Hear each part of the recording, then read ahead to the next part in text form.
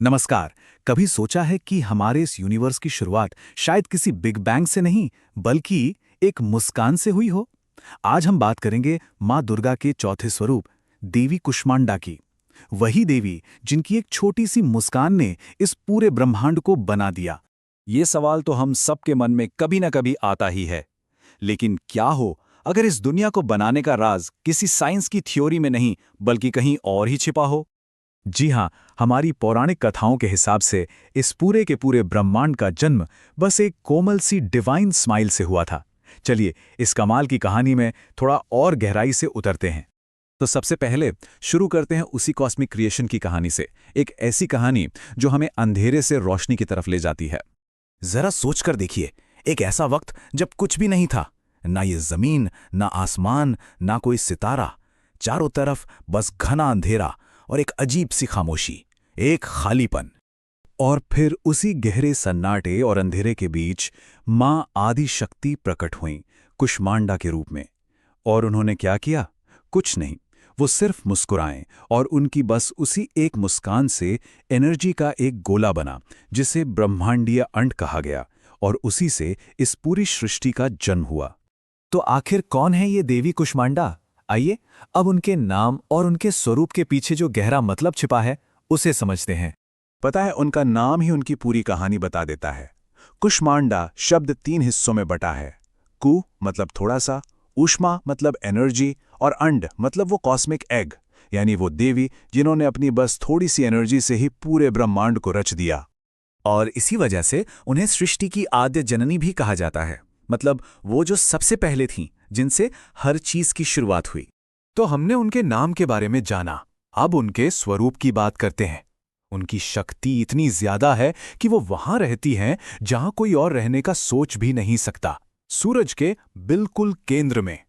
उनकी 8 भुजाएं हैं और इसीलिए उनका एक और नाम है अष्टभुजा देवी। और इन 8 हाथों में अलग अलग दिव्य चीजें हैं, जैसे कि कमंडल है, धनुष और बाण, कमल का फूल, अमृत से भरा हुआ कलश, चक्र, गदा और एक जपमाला। हर चीज का ना अपना एक खास मतलब है, एक अलग आशीर्वाद। और यही बात तो सबसे अनोखी है। माना जाता है कि देवी कुष्मांडा सूरज के कोर में, उसके बिल्कुल सेंटर में रहती हैं। मतलब सूरज को जो भी रोशनी, जो भी एनर्जी मिलती है वो उन्हीं से आती है। एक तरह से पूरे सोलर सिस्टम की पावर सोर्स वही हैं। तो इस पूरी कॉस्मिक कहानी को अब जमीन पर लाते हैं और जोड़ते हैं नवरात्रि के त्योहार से, क्योंकि नवरात्रि का चौथा दिन वो उन्हीं को समर्पित है।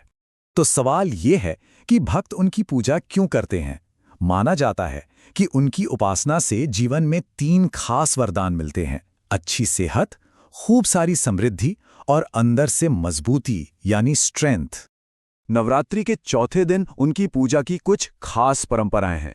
इस दिन हरे रंग के कपड़े पहनना बहुत शुभ माना जाता है, और सबसे जरूरी, उन्हें जो भोग लगाया जाता है वो है कद्दू का। कद्दू को संस्कृत में कुष्मांड कहते हैं और इसी से उनका नाम भी जुड़ा है। और उनकी पूजा करना बहुत ही आसान है, इसे कोई भी अपने घर पर कर सकता है। सिंपल से स्टेप्स हैं। पहले जगह को और खुद को साफ सुथरा कर लें, फिर एक दिया और अगरबत्ती जलाएं, उन्हें कद्दू और फलों का भोग चढ़ाएं, फिर उनके मंत्र ओम देवी कुष्मांडाय नमः का जाप करें और आखिर में आरती कर लें। बस इन आसान से स्टेप्स से ही उनका आशीर्वाद मिल सकता है।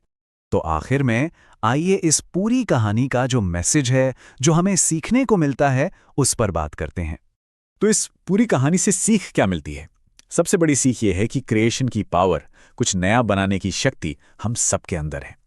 सोचिए, अगर उनकी एक हल्की सी मुस्कान ने पूरा यूनिवर्स बना दिया, तो हमारी एक छोटी सी कोशिश, एक पॉजिटिव सोच या एक मुस्कान कितना बड़ा बदलाव ला सकती है।